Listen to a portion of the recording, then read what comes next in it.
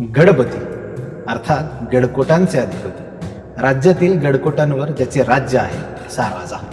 भूपती प्रजापती, वास्तविक राज्याभिषेक म्हणजे राज्यकर्त्याचा भूमीशी झालेला विवाह, म्हणजे ज्यांनी राज्यातील भूमीचे वा प्रजेचा पती हे पद स्वीकारले आहे आणि त्यांचे सर्वांगाने संरक्षण करणे आणि पालन करणे ज्या राज्यकर्त्याचे प्रथम कर्तव्य आहे असे महाराज. सुवर्णरत्न श्रीपती, ज्यांच्या खजिन्यातील वेगवेगळे हिरे, माणिक, मोती आणि सुवर्ण यावर ज्यांचे अधिपत्य अर्थात मालकी आहे असे महाराज. शिवराय हे 32 मन सुवर्ण सिंहासनाचे अधिपती होते. अष्टावधान जागृत, 8ही प्रहर जागृत राहून राज्याच्या 8ही दिशांवर लक्ष असणारे महाराज. अष्टप्रधान वेष्टित, त्यांच्या पदरी प्रत्येक शास्त्रात निपुण असलेले 8 प्रधान आहेत आणि राज्यकारभारात ते त्यांचा सल्ला घेतात असे महाराज. न्यायालंकार मंडित, कर्तव्य कठोर आणि न्याय कठोर राहून सत्याच्या बाजूने व न्यायाच्या बाजूने निकाल देणारे महाराज. शस्त्रास्त्र शास्त्र पारंगत, परत एकदा सांगतो नीट ऐका.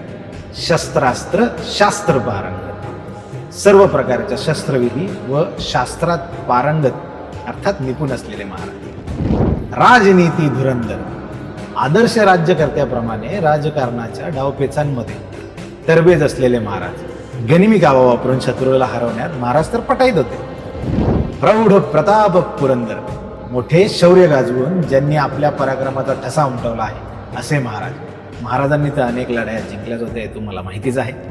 क्षत्रिय कुलावतंस, क्षत्रिय कुळात जन्म घेऊन त्या कुळातील सर्वात मोठा पराक्रम गाजवलेले महाराज. सिंहासनाधीश्वर, जसा देवाऱ्यातील देव अधीश्वर असतो तसेच 32 मन सुवर्ण सिंहासनावर शोभून दिसणारे सिंहासनाचे अधीश्वर असे महाराज.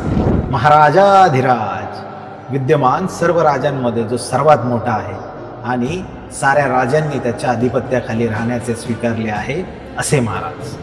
राजा शिवछत्रपती, ज्यांच्यावर सुवर्णाची छत्र चांदरे ढळत आहेत किंवा प्रजेचे छत्र धरून ज्यांना आपला अधिपती म्हणून स्वीकारले आहे किंवा ज्यांच्यावर प्रत्यक्षात नभानेच छत्र धरले आहे असे छत्रपती शिवाजी महाराज.